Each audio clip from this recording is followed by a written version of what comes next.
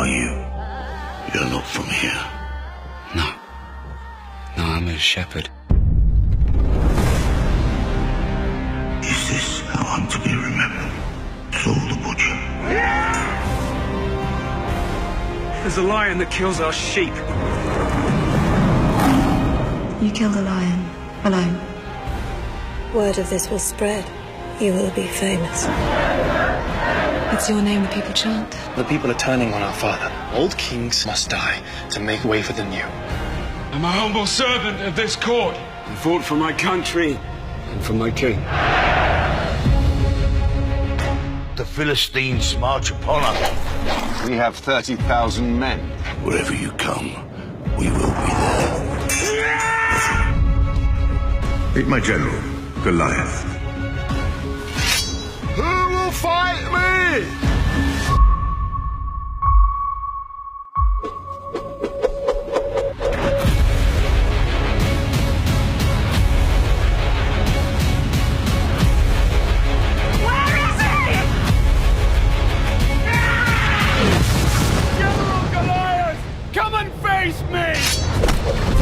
How is it that I've been anointed king? Did you really think you could just come into my house and take what is mine? I am the prophet, and I am the king. I do not fear you. It's not me you should fear.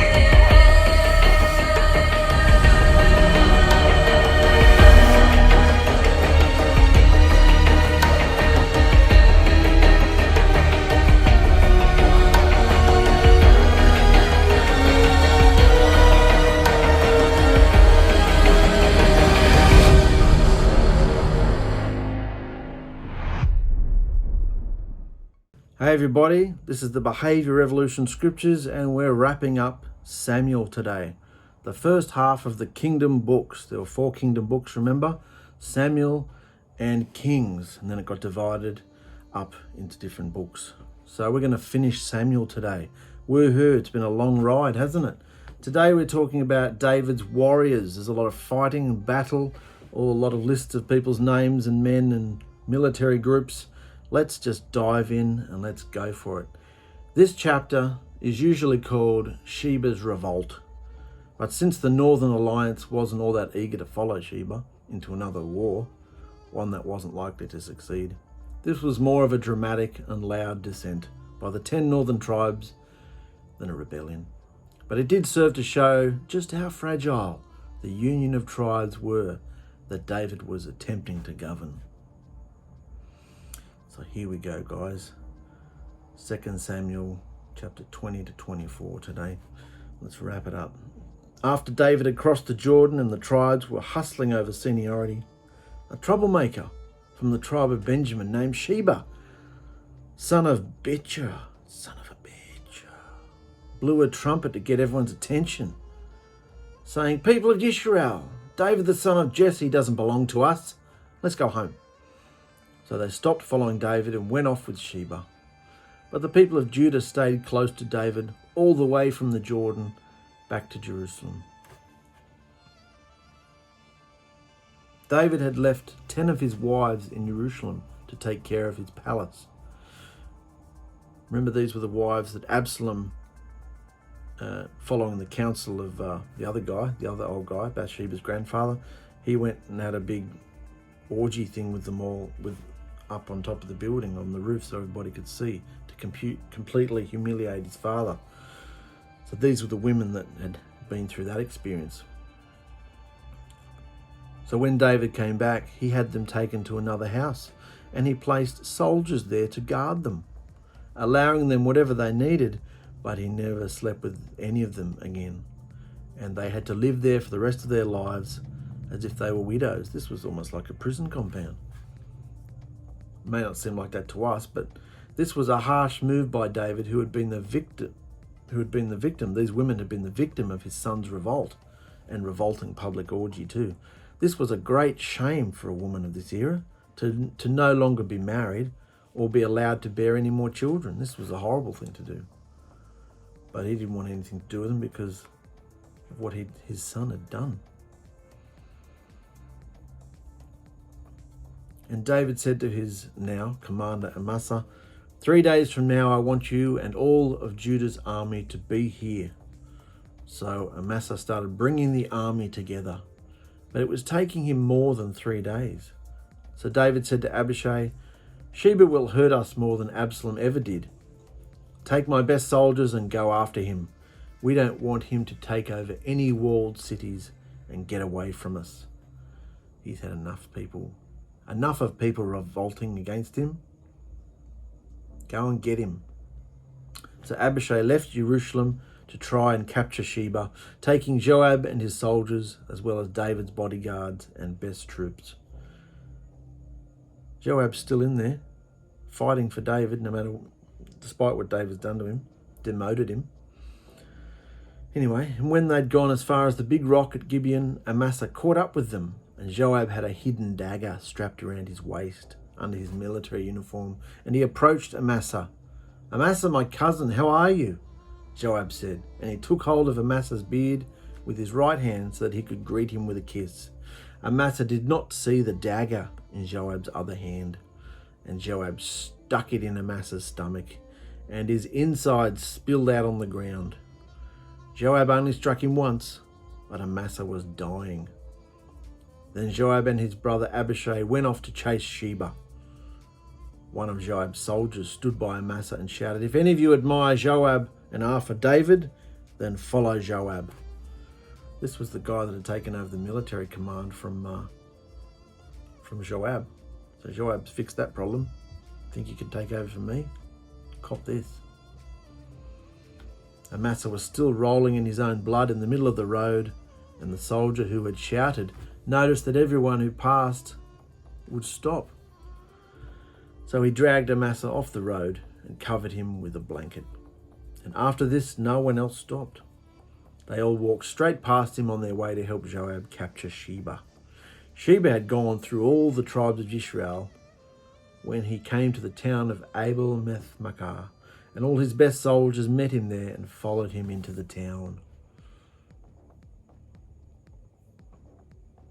Joab and his troops came and surrounded Abel so that no one could go in or come out. Then they made a dirt ramp up to the town wall and then started to use a battering ram to knock the wall down. Then a wise woman shouted from the top of the wall, Listen to me, listen to me. I have to talk to Joab. Tell him to come here. And when he came, the woman said, Please listen to what I have to say.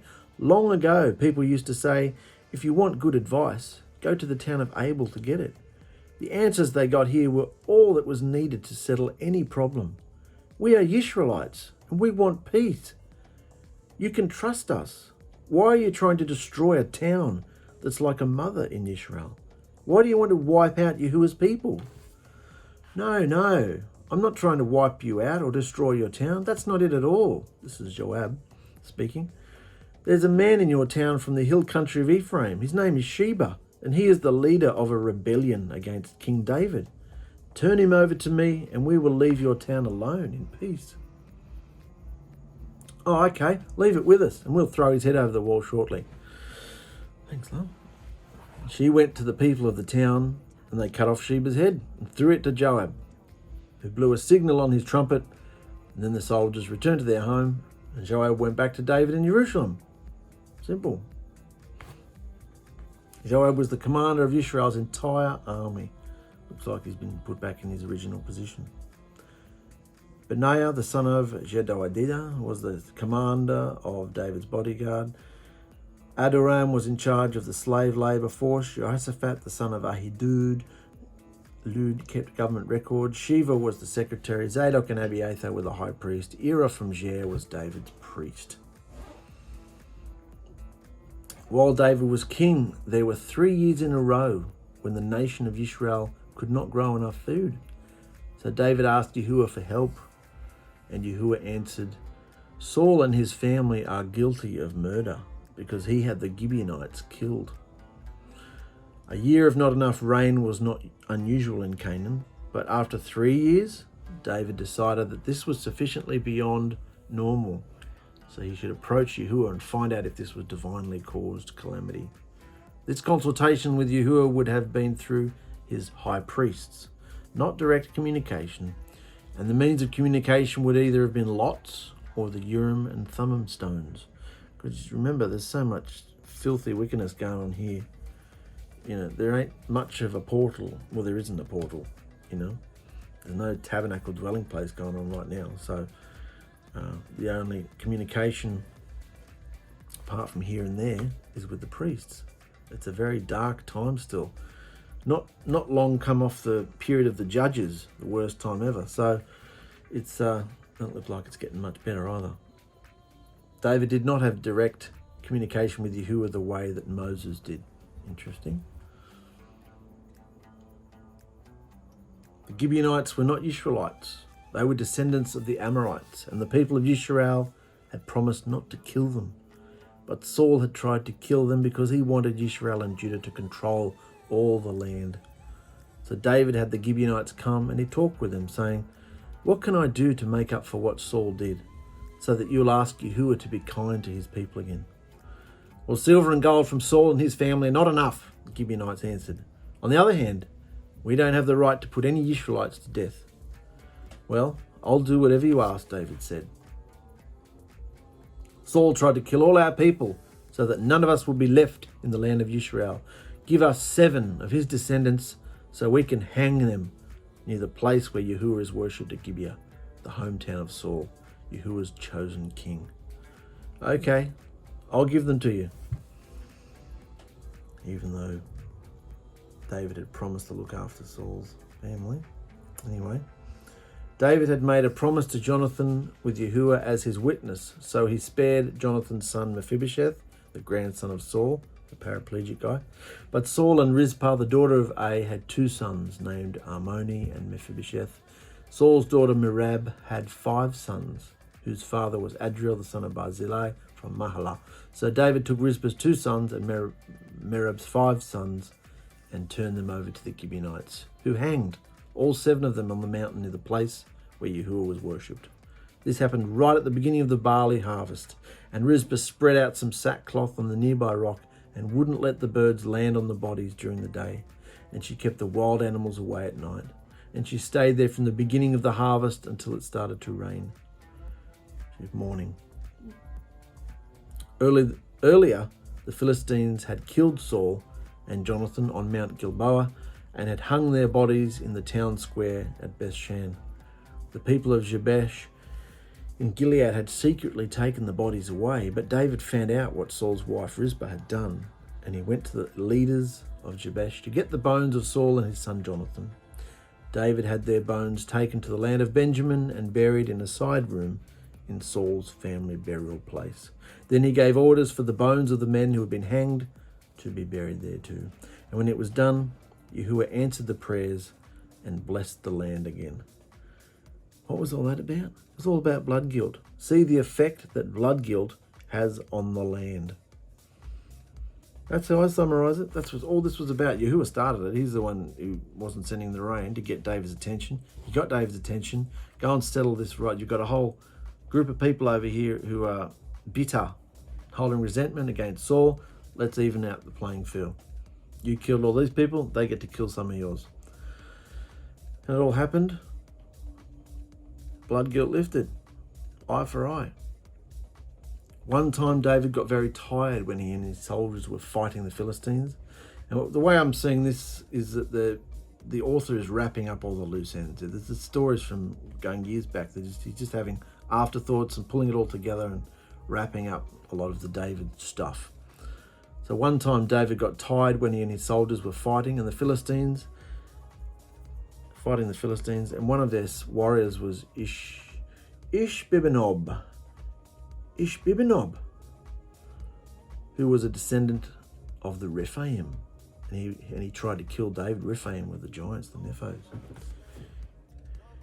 Ishbibenob was armed with a new sword, and his bronze spearhead alone weighed 7.5 pounds.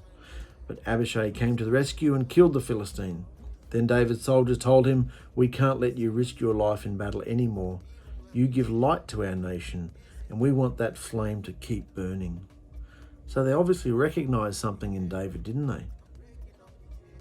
An anointing, yeah? Even though the communication isn't what we can have today, Yahuah is still very close to this man. He's still working with him. He's anointed him. It's just not the direct access, open portal communication that we have through Yahushua's blood. But there's still seeds being sown. There's still dialogue and communication here and there happening. Here we go again. There was another battle with the Philistines at Gob, where Sibbecai from Hushah killed a descendant of the Rephaim named Saph. A soldier named Elhanan killed Goliath from Gath. This is another one, whose spear shaft was like a weaver's beam. Another Goliath from Gath. Elkanah's father was Jari from Bethlehem. One of the enemy soldiers was a descendant of the Rephaim. He was as big as a giant too and had 6 fingers on each hand and 6 toes on each foot. But when he made fun of Yisrael, David's nephew Jonathan killed him. Jonathan was the son of David's brother Shimei, and David and his soldiers killed these 4 men who were descendants of the Rephaim from Gath. That's wrapping up the stories, some more war stories, conquering victories that David had.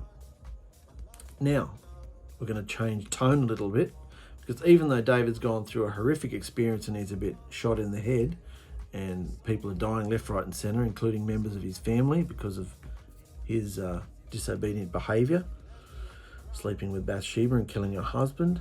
This is his heart. And this is where we see, and in the book of Psalms, why Yahuah loved this man so much. He's human. He hasn't got the spirit in him like we do. He's anointed, but he has this heart, he has this love, this trust in Yahuah. Let's read it. David sang a song to Yahuah after Yahuah had rescued him from his enemies, especially Saul. And these are the words to David's song. Our Yahuah and our Elohim, you are my mighty rock, my fortress, my protector. You are the rock where I am safe. You are my shield, my powerful weapon and my place of shelter. You rescue me and keep me from being hurt. I praise you, our Yahuah. I prayed to you and you rescued me from my enemies. Death, like ocean waves, surrounded me, and I was almost swallowed by its flooding waters. Ropes from the world of the dead had coiled around me, and death had set a trap in my path. I was in terrible trouble when I called out to you, but from your temple you heard me and answered my prayer. The earth shook and shivered. The columns supporting the sky rocked back and forth. Indeed, you were angry and breathed out smoke. Scorching heat and fiery flames spewed from your mouth. You opened the heavens like curtains, and you came down with storm. This is almost prophetic, isn't it? Very interdimensional like this. Amazing. You rode on the backs of flying creatures. You appeared with the wind as wings. Darkness was your tent. Thunderclouds filled the sky, hiding you from sight. Fiery coals lit up the sky in front of you. Yahuah Most High, your voice thundered from the heavens. You scattered your enemies with arrows of lightning. You roared at the sea, and its deepest channels could be seen. You snorted, and the earth shook to its foundations. You reached down from heaven, and you lifted me from the depth, deep in the ocean. You rescued me from enemies who were hateful and too powerful for me. On the day disaster struck, they came and attacked, but you defended me. When I was fenced in, you freed and rescued me because you love me. You are good to me, Yahuah, because I do right, and you reward me because I'm innocent. I do what you want, and I never turn to do evil. I keep your laws in mind and never turn away from your teachings. Maybe this was written earlier in his life. I obey you completely and guard against sin. You have been good to me because I do right. You have rewarded me for being innocent by your standards. You are always loyal to your royal people and trustworthy to the trusting. With all who are sincere, you are sincere. But you treat the disloyal as their deeds deserve. You rescue the humble, but you look for ways to put down the proud. Look for ways to put down the proud. Our Elohim, our Yahuah and Elohim, you are my lamp. You turn darkness to light. You help me defeat armies and capture cities. Your way is perfect, Yahuah, and your word is correct. You are a shield for those who run to you for help. You alone are Elohim. Only you are a mighty rock. You are my strong fortress, and you set me free. You make my feet run as fast as those of a deer, and you help me stand on the mountains. You teach my hands to fight and my arms to use a bow of bronze. You alone are my shield, and by coming to help me, you have made me famous. You clear the way for me, and now I won't stumble. I kept chasing my enemies until I caught them and destroyed them. I destroyed them. I stuck my sword through my enemies, and they were crushed under my feet. You helped me win victories and forced my attackers to fall victim to me. You made my enemies run, and I killed them. They cried out for help, but no one saves them. They call out to you, but there was no answer. I ground them to dust, and I squashed them like mud in the streets. You rescued me from my stubborn people and made me the leader of foreign nations who are now my slaves. They obey and come crawling. They have lost all courage, and from their fortresses they come trembling. No, this was written current. This wasn't written before. This is David. This is how he feels. You are the living Yahuah. I will praise you. You are a mighty rock. I will honor you for keeping me safe. You took revenge from me, and you put nations in my power. You protected me from violent enemies, and you made me much greater than all of them. I will praise you, Yahuah, and I will honor you among the nations. You give amazing victories to your chosen king. Your trustworthy love for David and for his descendants will never end. Isn't it beautiful how he feels about Yahuah? Amazing. These are the last words of David. They're not really, he's got lots of things to say in Kings, but these are the last words of David, the son of Jesse, after the Elohim of Jacob chose David and made him a great king. The mighty Elohim of Israel loved him, and when Elohim told him to speak, David said, "The Spirit of Yahuah has told me what to say.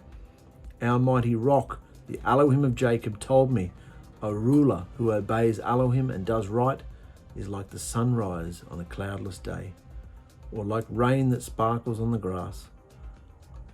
I have ruled this way, and Elohim will never break his promise to me. Yahuwah's promise is complete and unchanging. He will always help me and give me what I hope for. But evil people are pulled up like thorn bushes. They are not dug up by hand, but with a sharp spear, and they're burnt on the spot." Interesting. These are the names of David's warriors. Ishbosheth, son of Zachmon, son of Hakmon, was the leader of the 3 warriors. In one battle, he killed 800 men with his spear. The next one of the 3 warriors was Eleazar, son of Dodo, the Ahamite. One time when the Philistines were at war with Israel, he and David dared the Philistines to fight them, and every one of the Israelite soldiers turned and ran except Eleazar. He killed Philistines until his hand was cramped and he couldn't let go of his sword. And when Eleazar finished, all the Israelite troops had to do was come back and take the enemy's weapons and armor. Yahuah gave Israel a great victory that day. Next was Shammah, the son of Agi, the Hararite. One time the Philistines brought their army together to destroy a crop of peas growing in the field near Lehi. The rest of Israel's soldiers ran away from the Philistines, but Shammah stood in the middle of the field and killed the Philistines. The crops were saved, and Yahuah gave Israel a great victory. One year at harvest time, the 3 warriors went to meet David at Adullam cave. The Philistine army had set up camp in Rephaim Valley and had taken over Bethlehem. David was in his fortress, and he was very thirsty, saying, "I wish I had a drink from the well at the gate, by the gate at Bethlehem." So the 3 warriors sneaked into the Philistine camp and got some water from the well near Bethlehem's gate. But after they brought the water back to David, he refused to drink it. Instead, he poured it out as a sacrifice and said to Yahuah, "I can't drink this water. It's like the blood of these men who risk their lives to get it for me." The 3 warriors did these brave deeds. Joab's brother Abishai was the leader of the 30 warriors, and in one battle he killed 300 men and his with his spear. He was as famous as the 3 warriors, and certainly just as famous as the rest of the 30 warriors. He was the commander of the 30 warriors, but he did not become one of the 3 warriors. Benaiah, the son of Jehoiada, was a brave man from Kabzeel who did some amazing things. He killed 2 of Moab's best fighters, and on a snowy day he went down into a pit and killed a lion. Another time he killed an Egyptian as big as a giant. The Egyptian was armed with a spear, but Benaiah only had a club. Benaiah grabbed the spear from the Egyptian and killed him with it. Benaiah did these things. He never became one of the 3 warriors though, but he was just as famous as they were, and certainly just as famous as the rest of the 30 warriors. So David made him the leader of his bodyguards. Some of the 30 warriors were all those names there, and I ain't reading them. I'm getting tongue-tied. These were some of the 30 warriors, all those guys there.